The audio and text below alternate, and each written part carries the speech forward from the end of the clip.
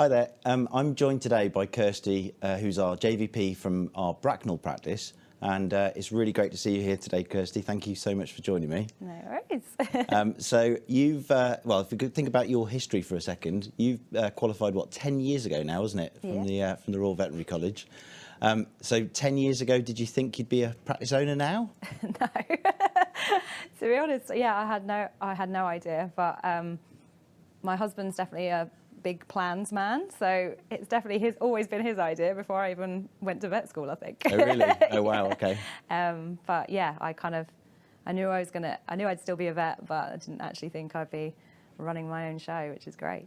Fantastic. And over that 10 years, you've worked obviously in a number of practices. I think is it 5 years you worked in a hospital? Yeah. And was it during that time that you did your certificate in advanced veterinary practice? Yeah. Yeah. Okay.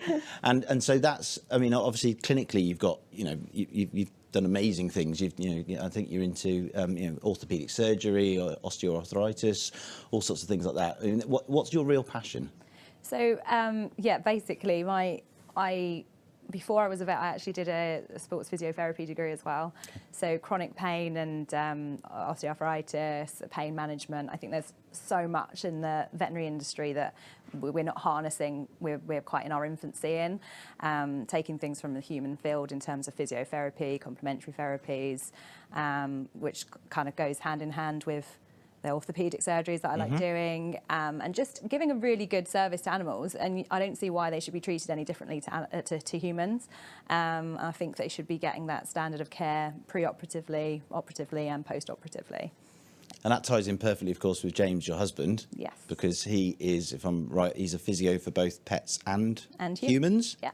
So, and then obviously at the practice, he is our in-house physiotherapist, and we're hoping to become a VOA practice. So having in-house physiotherapy helps us get that accreditation eventually. I mean, we've only been open 5 months, so I haven't quite got there yet, but we will do eventually. And we'd like to be like a chronic pain specialist centre for the West. Wow, sounds amazing. And am I right in thinking you're into acupuncture as well? Yes, I do acupuncture. I've been doing that for a number of years. So I did an ABA course at Bristol and had some really good success for it, not only for chronic pain and arthritis, but actually other conditions like epilepsy and chronic diseases, renal diseases, cats with viral loads, things like that can be really useful as well. Wow. Amazing. I mean, all sorts of things that I'm always in awe of all of our partners and the things they do on a daily basis. So you said about, you opened Bracknell 5 months ago. So let's go. So back to then. Obviously, you've had an incredibly busy 5 months, and the business is booming. Yeah. You've done incredibly well. What was that start like? This sort of the opening process, because clearly we don't always get everything perfect. Yeah. We try our best, but how was the opening process for you? So I mean, my husband has his own business, so I sort of knew what was coming, but I have no background in business at all. So I was a little bit scared. I knew I could do the clinical work. I know I have the skills to work with people. I was quite happy about recruiting a team and things like that, but I had no idea about all of the business side. And Vets Pets have been really great for that. It's a lot simpler than you think it would be. We did have some hiccups at the beginning, but mainly cosmetic things, and they were all rectified really quickly. So it's just even the whole fact of getting a premises, getting it kitted out, it's all done for you. You kind of think you have to put a lot of work into it. My area manager, Natalie, has been an absolute godsend for the whole process. So we were really lucky. She was with us all the time. I was there for your opening day, and it was brilliant to be sort of celebrating that with your team. So as far as your team's concerned, you're still recruiting at the moment, still looking for that second vet to join the team. But other than that, you've got, a couple of nurses within your team and a couple of receptionists? Yeah, so we've got 2 CCAs and 2 nurses looking for another vet. We're so busy already that actually I think the extension is going to be a lot quicker than I initially anticipated. Okay. We're flat out fully booked for 3 weeks in advance already, and we've only been open, so not even quite 5 months yet. That's amazing. It really is. Which is great. Yeah, fantastic. And what sort of mix of work are you seeing already? I mean, is it mainly, sort of puppies and kittens vaccinations, or are you seeing sort of more advanced surgeries and things? Yeah, so we're really lucky. Definitely the first couple of months it was Puppies and Kitten Central, which is actually quite nice and refreshing for a absolutely. change. But we're definitely getting a lot more cases now. We're really lucky we've got good word of mouth. So I do BOAS surgeries. We do at least 2 a week. We had 1 week where we did 1 every single day of the week. And in terms of like your sort of general working day, is I'm guessing morning consults, ops, and then evening consults as a fairly standard. So very much standard. a standard small animal first opinion practice. Yeah, similar to any kind of job I've done before. When we improve recruitment, I potentially might extend ops times. But yeah, consult, ops, consult. Brilliant. Fantastic. And in terms of like your plans for the months and years ahead, I mean, you've already mentioned the word expansion. Yeah. So you've obviously got plans there in terms of perhaps further extending that practice or looking at other opportunities. What sort of things have you got in mind there? So for sure, we want more vets so that we can do, obviously, take more workload on, and then we'd hope to expand into some more of the chronic pain stuff. So we have a hydrotherapy centre at the moment, but that's not based near our branch. Okay. So we'd like to open up another centre where we could do that long term into the future. At the moment, I need to keep doing what I'm doing. But we'd like to open almost like a semi-specialist centre where we could have CT, we can do more arthroscopies and sort of do a lot more advanced procedures, but have the in-house physio, hydro, force plates, stance analysing, so we can do like a whole wellness kind of clinic and do a whole service, do the surgery, do the pre and post-op care there, potentially get some specialist imagers in, things like that, so that we can not quite be referral, but be the kind of halfway between the two. Sure. So a long way from just puppies and kittens vaccinations, that's for sure. A lot more than that. Fantastic. And in terms of, well, talking about puppies, so you've got Poppy. Yes.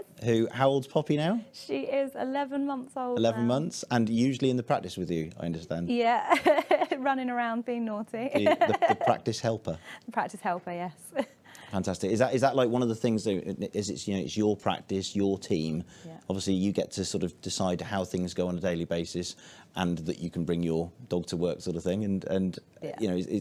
how's that been for you, like being the boss? Amazing, yeah. I didn't actually think I would enjoy it as much as I do. So having that clinical freedom is amazing. Making my own decisions, deciding what I want to do, how I do it has been amazing. Obviously, having my dog at work is pretty cool. Absolutely. Yeah. It's a shame we couldn't have Poppy here today. I know. But and then you mentioned earlier on about Natalie, your area relationship manager. So what sort of things? I mean, how often do you have contact with Natalie? Like, what sort of things does she help you out with? So Natalie has been amazing. She's very, very professional, but actually I kind of consider her a friend now as well. So we probably WhatsApp every day. I speak to her more than I speak to my husband, I think. But certainly in terms of business stuff, definitely contact every single week. But also we'll just have a chat and catch up and see how each other's doing anyway. She'll also physically come into the practice as often as she can and go through a lot of the business side stuff with me. But if we have any problems, if we have any issues, we just can always contact her and she'll sort it out for us, which is great. Well, as you say, because she lives quite local to the practice as well. Obviously, wherever possible, we've tried to make sure that our area relationship managers are in quite a tight area, and so they can go and visit their practices on a regular basis. So it's not just phone calls or WhatsApp or Teams calls or whatever else. It's actually physically seeing people, which is great, because COVID's obviously been pretty rough, and for you opening a practice during a pandemic adds its own challenges. Like I say, I remember your opening day where people were there in masks, and even the photo shoot with people with masks on. How has that been in terms of sort of bonding with your team, bonding with your clients, whilst you've had screens separating you in masks? Has that been a challenge? I thought it would be a challenge, particularly as a new business. You really want to build up a rapport with clients. I think in terms of the team, it's not been a barrier at all, which is good. But with clients, I was really concerned about where obviously we take animals away from people. That's fine when you're an established practice and they know you, but they've never met me before and I'm about to take their animal away.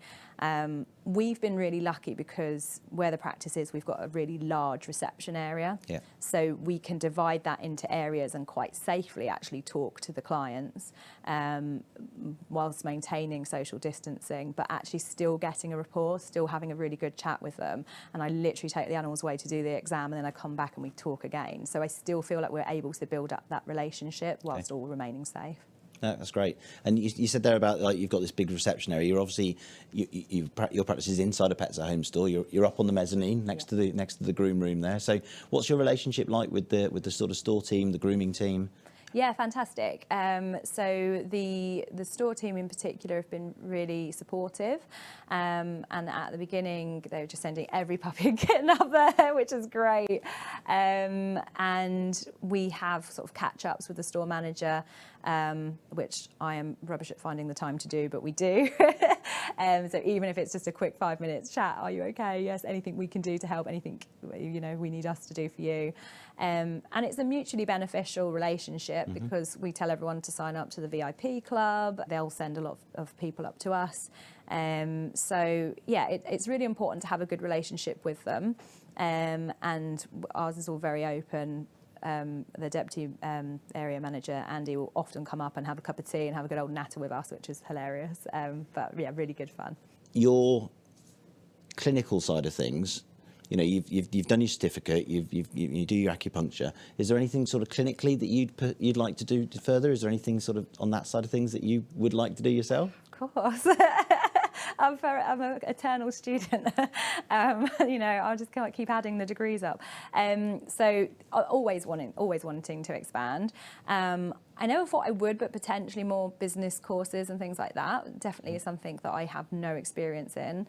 Clinically, I would like to do some more advanced procedures. Probably getting a scope in would be great. So I don't do arthroscopes at the moment. I have somebody come in and do them for me. Okay.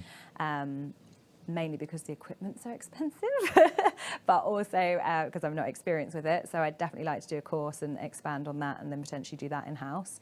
But there's always things clinically that I want to expand on.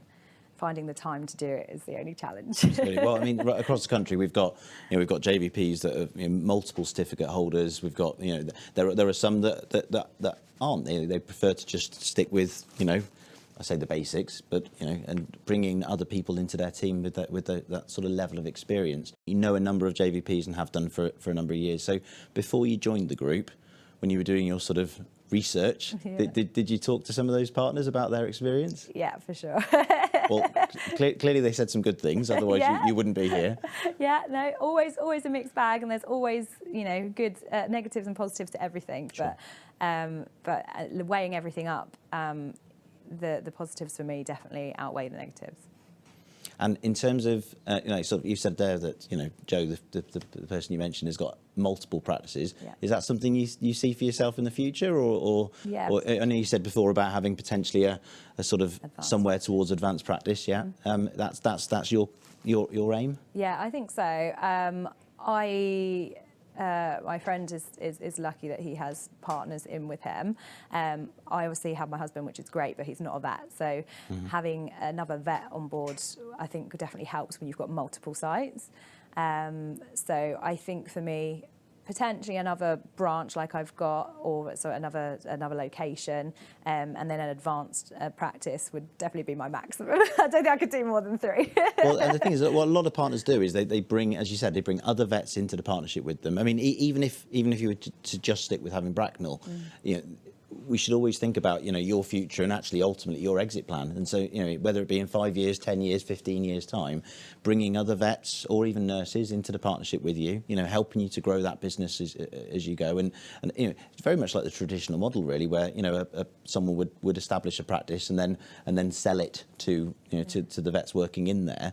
That's exactly how it works within this model as well. In many cases, it's often the sort of assistant vets that end up buying shares in the practice and going that way. So that's obviously something to consider going forward as well. Your team, at the moment, like you say, two nurses, 2 CCAs, looking for this second vet to come in.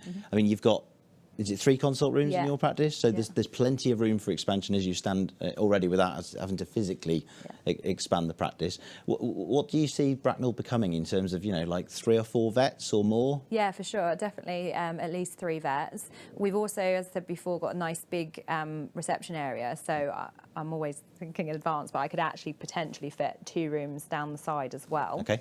Because I quite like to have a separate euthanasia room and like a quiet room where you can have a sofa and people can sit and be away from it, but then and potentially have a consulting room as well. Because I'm quite pro nurse consults as well. So we want the nurses to be able to consult all the time also. So I think we could quite easily have 3 vets consulting, a nurse consulting, and then potentially the euthanasia room can also be used for physio, acupuncture, sort of other things like that as well. So I definitely think there's the scope to have all 5 rooms. So many years of expansion plans just in Bracknell alone, never mind anything else outside. Yeah. Wow, sounds fantastic. And have you enjoyed it? Yeah, yeah, I have. It is, there are stresses, but actually most of my stresses have just been because of the crisis with vet recruitment at the moment, which is a whole global thing. But yeah, the whole experience for me is great. I love being my own boss. I like dictating what I do when I do it, and just being in control of it and working towards something for yourself rather than somebody else all the time is really nice. Fantastic. Kirsty, thank you so much for your time. I really, really do appreciate it. It's been fantastic. So, thank you everyone for watching this, and yeah, brilliant. Thank you so much again. Thank you. Cheers.